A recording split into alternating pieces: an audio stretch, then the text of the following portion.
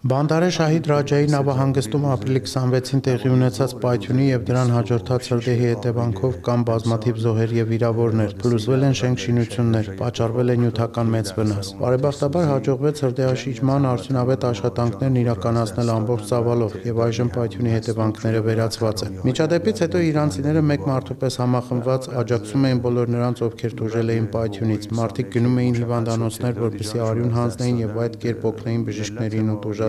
Աշխարհի տարբեր կողմերից ստացել ենք ցավակցական բազմաթիվ հեռագրեր։ Այդ գործընթացը շարունակվում է։ Եվս մեկ անգամ խորին շնորհակալություն Հայաստանի կառավարությանն ու հայ ժողովրդին այս ծանր պահին իրանցիների կողքին լինելու եւ նրանց զորակցելու համար։